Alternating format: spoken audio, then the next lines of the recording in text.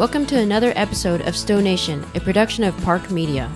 Before I introduce today's guest, don't forget to hit that subscribe button, share, and leave a 5-star review. And if you find this podcast useful in any way and want to pay us the ultimate compliment, head on over to our Patreon page where you can subscribe to be a Classic, Stealth, or Beast Mode subscriber. So what are you waiting for? Head on over to the Patreon site where you can literally support this podcast for less than a cup of coffee per month. Okay, this episode's guest is Paul Vandruff. Paul and his wife Michelle are from Billings, Montana. Paul is a project manager and cost estimator for an environmental engineering company, and Michelle is a healthcare provider at one of the local hospitals. They both enjoy getting out into the mountains for hikes, bike riding, and camping in the summertime. Then they switch out summer activities for winter ones once the snow arrives. They also enjoy visiting Hawaii because they used to live there for a good period of time and go back whenever possible for a little rest and relaxation. So let's give a warm Stow Nation welcome to Paul Vandruff. All right, Paul, thanks for coming on to the Stow Nation podcast. I appreciate your time. Yeah, no problem. I'm glad to be here. So you got a 21 Stow Classic, or what model did you get? Yep. So I got in November, like the day before Thanksgiving, we bought a Stow Classic 2021. And where did you buy it from? So we got it from Van City RV up in Kalispell, Montana. It was actually pretty good because we rented a car and drove it up there, and we didn't have to deal with like driving 2 cars back. And they're really good about that. They actually paid for our rental, and then oh wow, yeah. So we went up there, dropped our rental car off, and then proceeded up to where we go, went to Glacier for like 4 nights. Oh, yeah. That's your first trip in the Stow? That was our first trip in the Stow. Nice. Did you name your Stow? Your Storyteller? So yeah, we actually do have a name for it, and it's pretty funny because my last name is Vandruff. Uh-huh. So we call it the Van Vandruff. Oh, nice. So the Van Vandruff. Nice. So is it just you and your wife, or do you have kids or animals? So just me and my wife and our little dog, Mr. Freckles. Oh, Mr. Freckles? What kind of? Yeah, who may or may not join us at some point here, unexpectedly. But he's about he's a 25-pound miniature healer mixed dog. Oh, really? So, Aw. yeah. I have Kimchi. He's a healer. Well, he's full bred, that's right. but Yeah, that's right. I remember that because we were discussing him maybe a year ago now, I think. Yeah, I can't believe it's been that long. Yeah. So you just took your Storyteller out on a maiden voyage recently, right? Well, we took it out on another voyage. I say our maiden voyage was the Glacier, so that was the original one. But okay, we just took it up to the Beartooth Mountains. Where's that? What state? So it's here in Montana. It's okay. about an hour from Billings, and we just went up for the weekend just to go do some cross country skiing, and we were up there camping, and yeah, it's pretty interesting. Some cold weather we had to deal with there. I think it got down to like 0 degrees one night. Wow. Up in the mountains. Yeah, it worked out great, because we just parked in a parking like a picnic parking lot up there and just camped out and got up the next morning and did our thing. Wow. So, did you have any issues with dealing with the cold weather? So it was interesting because we woke up. We woke up Saturday. So we woke up Sunday morning, and I turned the water pump on, turned the water on, and like no water. I'm like, interesting. Must be the pipes must have frozen. And that was the case. I think the pipes over there by the water pump had froze. What are they called? We had basically a thick blanket going, down from the bed down to the floor to kind of keep the heat inside, out of the garage area. I think that could have caused it to freeze. So we basically opened it up, cranked the fan on, and got it up to about 80, 85 degrees in there, and after about an hour or so, whatever was thawed out, and we had water. Did you open up the galley drawers and all that too, or? So we didn't do that, but what we did do was I opened the little hatch to where the water pump was. For those that don't know where that's at, can you quickly explain where the water pump's at? Yeah. So if you go to the rear of the van, you open it, right? And then you're looking at it from the back. It's basically on the left-hand side. You basically open it up, and it doesn't stay open by itself. So what I did was just took a bungee cord and kind of rigged it up. The next night, I, didn't put that blanket down there, and then we kept that open, and then there was no issues the next morning. However, it was considerably warmer that night, so I don't know, if it was, if it was more, I guess the temperature was warmer outside, or if it was, the fact that we kept that open or what. So I don't know. Something to test out next time we're cold camping, I guess. So the night that your pipes froze, what did you Mhm. have your thermostat set on? Good. That's actually a good question because that actually reminds me. We had it set at 65. We had it, the air. We had the heaters. We had the fan on, level 2. Hmm. And then when I woke up the next morning, the heater essentially ran all night, never stopped. And when I woke up the next morning, it was 55 degrees inside. It didn't hold the temperature difference. Hmm. So even though it was set at 65, when I woke up the next morning, it was at 55. It And was I woke struggling. up I woke up throughout the night, and it was I never heard it go off. So Yeah. it basically ran all night, and it kept it at 55 degrees. Now, do you use Um, the Storyteller window shades that it comes with, or do you have yep. one of those thermal curtains to block off Nope. We the? just used the shades it came with. I also got a also got one. I also got a cover for the fan.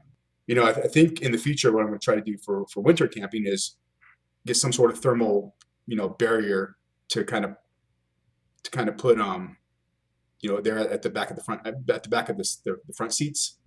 I actually bought like thin microfiber towels to Hmm. put to line the sliding door too, because I found there's a lot of Oh, draft coming right. in there.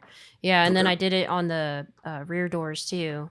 But Okay. the only reason why I knew to do that was because I had a Travado before the Storyteller. So Oh, right. Okay. yeah, I mean, I think any point of entry, you're gonna have a decent draft regardless. So Yeah. maybe, Yeah. but anyways, that might help next time. But Yeah. so you guys are getting slaughtered with some brutal cold weather over there. How are you dealing with Yes. that with the Storyteller? It's actually warmed up, and it's in the 60s today, so I'm pretty excited about that. But a few weeks ago, like first week in February, second week in February, we actually had temperatures that got down to negative 26. Um, What? that's not wind chill. That's the actual temperature. The wind chill was colder. Oh So, my goodness. but like the actual temperature outside was negative 26. So, and I was trying to avoid winterizing because we go out and use our vehicle in the wintertime to go do winter stuff. That's just what we do. And so obviously, I'm like, I don't want to winterize it because I don't want to have to de-winterize it. Right. But I knew for those couple of weeks I wasn't going to go out and do anything in negative 26-degree weather because no, I think that's just a little too cold. Yeah, So that's a little insane. yeah. So what I ended up doing was I ended up winterizing the van. There's a really good video on the Storyteller app that you can follow to do this for anyone that needs to winterize, and it's super easy. It literally took me maybe 10 minutes to 15 minutes, and I've never did it before ever. And it used about 3 gallons of antifreeze. Um, so yeah, you just go and follow those instructions. And so yeah, anyway, I winterized it, and then I still kept the van plugged in. And I kept the heater on as well because I wanted to try to keep those Volta batteries warm.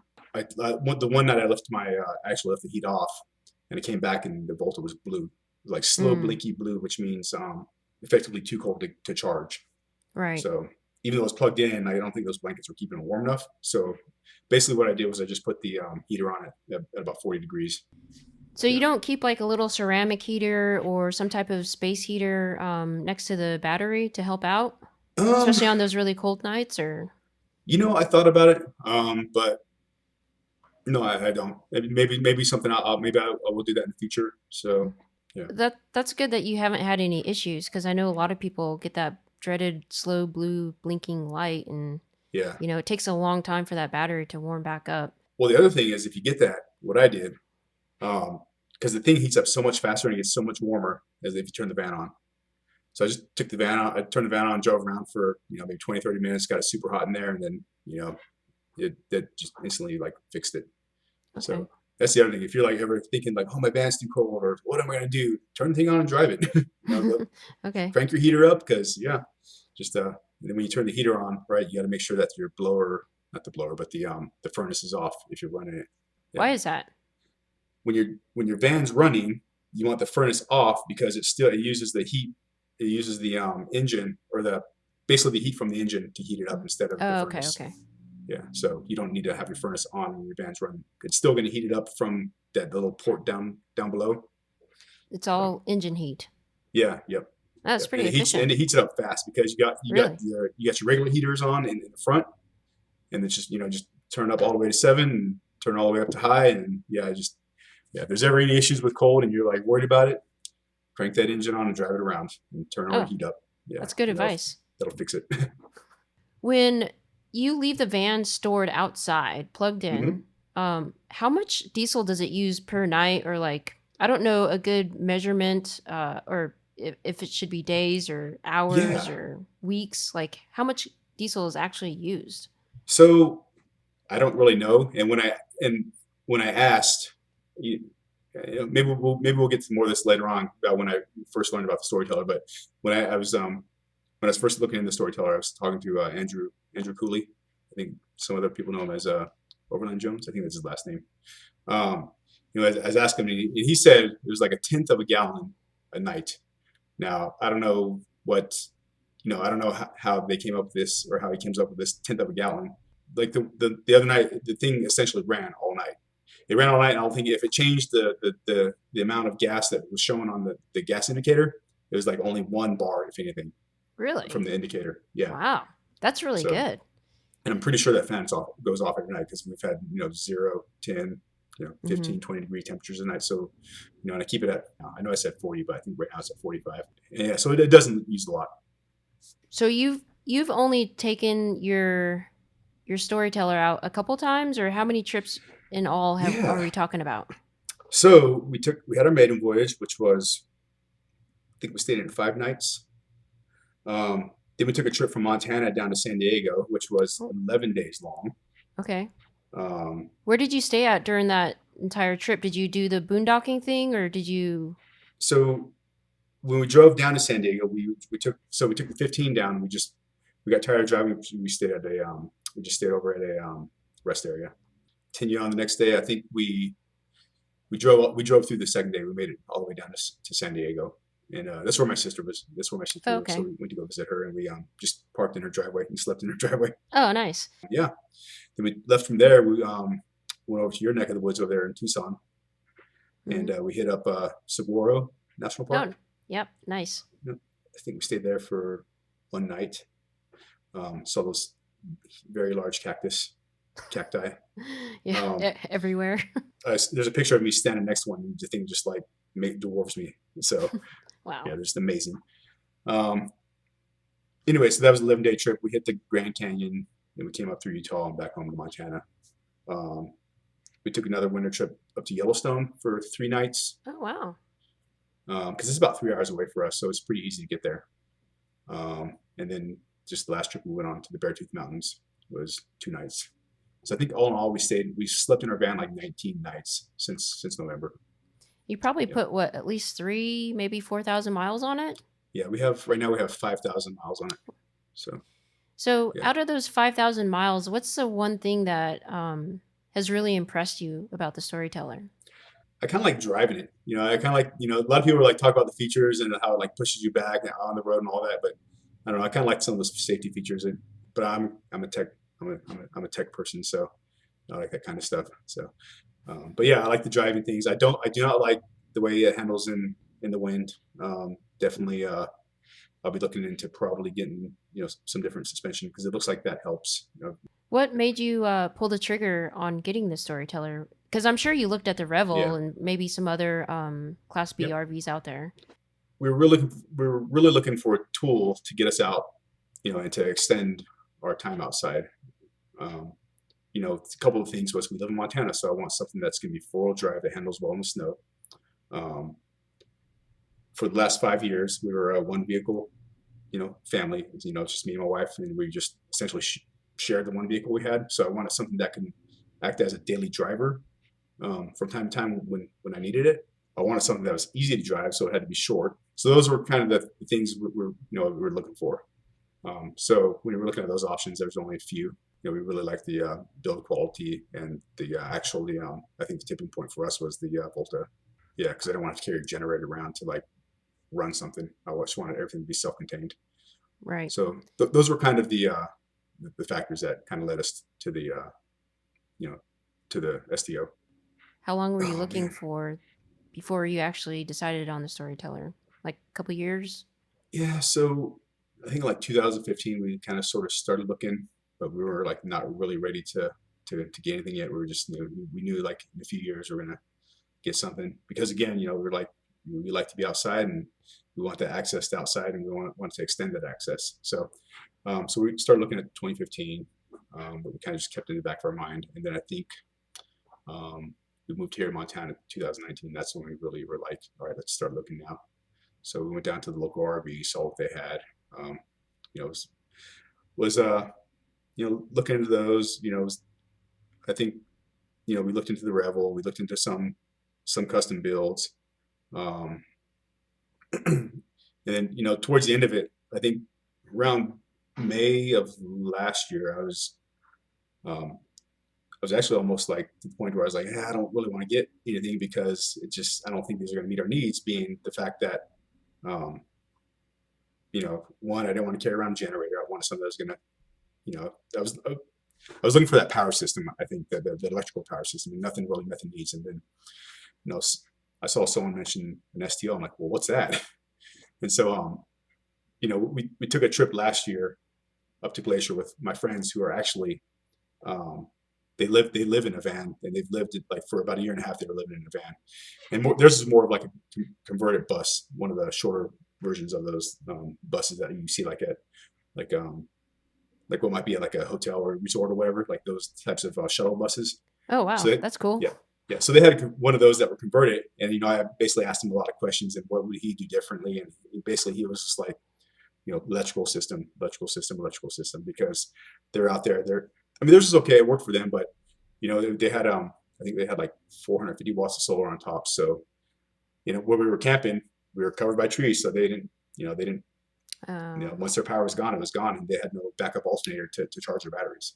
oh, So really? Oh, yeah, that's a so death sentence. he's going to be mad at me for saying this, but I, I watched them stress out about their little electrical issues that they're having. I'm like, yeah, I don't want that.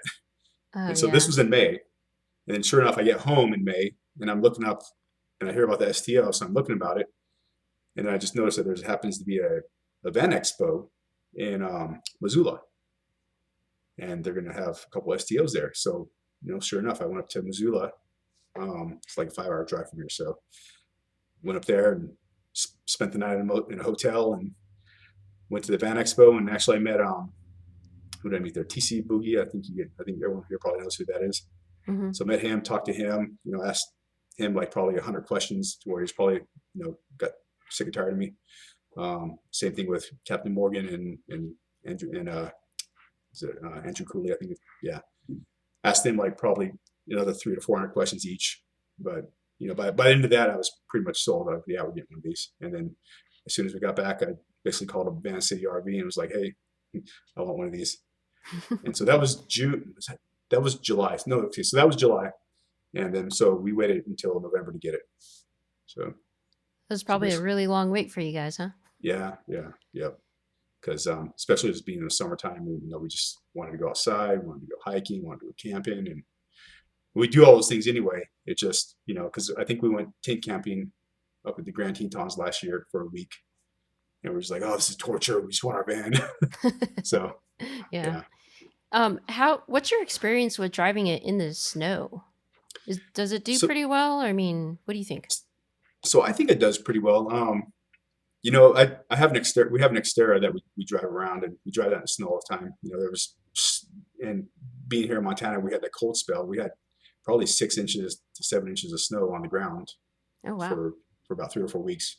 And you're just using like the stock tires, the BFGs that come with it, and Yep, yep, okay, and just yeah, 4 high, I think it. Yeah, 4 high. yep. 4 high, unless I somehow by mistake put in 4 low, and then yeah, I've had some issues with a 4-wheel drive. And it's probably just me not knowing how to actually operate it properly. Oh, what were So, those issues? well, getting into 4-wheel drive and then getting it out of 4-wheel drive. If you read the owner's manual, it's kind of really funny. you have to do this sequence of events to get it to actually go into full drive. And it's just like, you put it in drive, put it in neutral, put it in reverse, put it in drive, do this like 3 times, and then you press the button, and it should go into full drive. So um, I'll be looking into that. I'll be looking try to figure out what's up with that. I may have to actually take it into the dealership and have them look at it. I'm not sure Yeah. because I don't think that's the way it's supposed to work. But Yeah, that sounds yeah, like way too much. In fact, I've yeah, gotten into the van because I'm short, and so my hmm seat's really, close to the dashboard. And there's been times where my knee will hit the 4x4 button, and I'm Oh, driving in 4x4 and I have no idea that okay. I'm in I'm 4x4. I'm glad you mentioned that because that happened to me. I'm sitting there, I'm driving, I'm like, what the heck? I'm like, why is like what's going on here? Because it's like not in full drive, and I'm like going in reverse, and I'm sitting there, and it's like, what is going on? I'm looking down, and like the button it's blinking. I'm like, how did that happen? Yeah, yeah, And I was like, I must have hit it with my knee. That's the only thing I can think of. yeah. The Um, same yeah. here. So I always get in and I start it before I put in reverse. I'll always check and make sure it's not on or it's on, Hmm. just that it's not blinking. But I think that's an issue I need to get looked at or maybe figure out. I don't know if there's another way to do it or what. I'm just Yeah. yeah. It always causes me some stress when I'm trying to go in and out of 4-wheel drive. So Yeah, yeah. especially, I mean, there's a reason why you're using that 4x4. So, Yeah, yeah. But when we're in 4-wheel drive and driving in the snow, it handles well. Obviously, your public service announcement. Just because you have 4-wheel drive doesn't mean it's gonna. You know, you still got to be smart when you're driving in 4-wheel yeah, drive. you can't So just act all crazy and think yeah, you're yeah, yep, invincible. Yeah. yeah. I know exactly what you mean because I've seen those drivers, like the big old trucks that just go boom, Oh yeah, on the yeah, road. I'm like, and then like 2 seconds later, you see them just like spin out, and yep, yeah, yep, it's crazy. yep. Um, so have you done any mods to your? You call it STO, I call it STO, but your Yeah, I mean, storyteller. yeah. I purchased a Nova foam topper from Costco and then cut it to fit the bed. So that's one, I guess, mod if you want to call it. Um, and then I bought the cover for the fan, and those are really the only 2 mods that we did. I did have a few issues. The top cupboard, not the top, no, the top drawer was broken. Hmm. It was just kind of cracked where the when you open the drawer, there's like these slides, these wooden slides that they kind of go into, and one of those were cracked. Got on the STO app and set an appointment. They basically sent me a new drawer for that. Have you heard about the issue with the cabin lights? Sometimes they fell in the closed position, so the lights stay on. Mm-mm. I've heard issues like with the dimmer switch, but not Yep, yep, a yep. complete fail. Is that what you're talking about, Well, or? when it just fails in the on position, and then your lights stay on. Oh, okay, okay. So I had that issue, so I basically went and pulled the fuse on that, and then they sent me out a new one, and so I replaced it. Oh, nice. So those were the really only 2 issues I had with the actual RV portion of it. But we were talking about, upgrades. So, It's but yeah, okay. no upgrades. What's on your wish list? So I think I'm going to look into the suspension because of the wind. Hmm. Um, I can yeah, tell you it helps a lot. Like yeah, it's people say night and day, but I would say like the articulation. What is this Yeah, lateral yep, movement. yep, yep. Like without the suspension, it goes like this, right? Well, at Okay, least it feels that way. yep, With it, yep, it's probably like this. yeah, Yeah. And it also depends like what kind of suspension you have and then how much weight you're carrying, but right. yeah. Are you looking at the Van Compass or the Agile or I'm looking at both. I'm not really uh, sure which one. yeah, I'm interested since you have an Yeah, engineering background like what you decide on. something that'll help with the wind, I think. And I'll look into that and basically call them both and talk to them and ask them 100 questions until they're annoyed with me, and then yeah, go from there. Well, that's what you got to do. I mean, Yep. it's a huge investment. You want to make sure you're Oh getting yeah, the right thing that absolutely. fits your needs. So, I Yep. mean, Yep. um, so anything else on the wish list other than a suspension? When I first got it, I was worried about the turbo lag at higher elevations. But I've been up some higher elevations already, and it's not. I mean, yeah, I notice it, but it's not like what I thought it was going to be. So, Well, that's good um, to know. What yeah. what kind of elevation are we talking about? I think over the summer we'll probably hit 11 to 12,000 feet over here just at the Beartooth Pass, or is it about 11,000 feet? I think is what it is up there. So I'll know more then when I go up there. As far as your future plans, do you have any major places that you want to hit up later on, especially when spring and summer come around? Being here from Montana, we have, like I said, outside. So in the summertime, we'll be taking our bikes and, going away for the weekend and, hiking and biking. Nice. Like I said, we're an hour away from the Beartooth. We're 3 hours away from Yellowstone. It's kind of a haul to get up to Glacier. It's like 6 hours, so we'll need a little bit longer time, I think, to go up there. But yeah, we just kind of, and then we also just kind of fly by the seat of our pants. So we just do what we want to when we want to. Nice. Yeah. That's the best time sometimes, Yeah.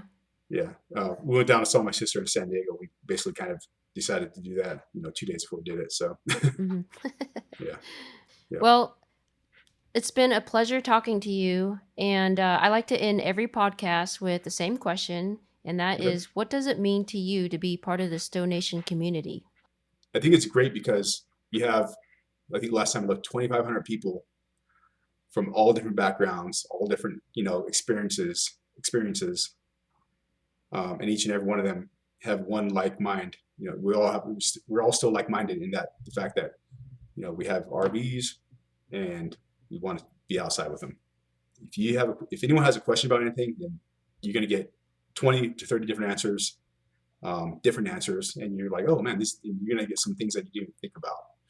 Some may be good, some may be bad, some may work for you, or some may just be like, oh my goodness, look at that. I'm going to do that. I would have never thought about that. So I guess it's just having that community of, the community of like-minded people with, such a different background. Yeah, that diversity. Yeah. All right. Well, thanks for coming on Stow Nation Podcast, Paul. I really appreciate it. Stow Nation is a production of Park Media. The executive producer is Younghwa Kim. The audio engineer is Stephen Grasso. The marketing director is Guillaume Golsong. The original music and artist is done by Jason Walsmith. The sound designer is Lorenzo Interiano. And the assistant sound designer is Peng. Without any of these people, this podcast couldn't happen, so a big, huge thank you. And a big, huge thank you to you, the listener. If you like this episode, please don't forget to subscribe, share, and leave a 5-star review. This is Younghwa with Stow Nation, and I can't wait to share the road with you.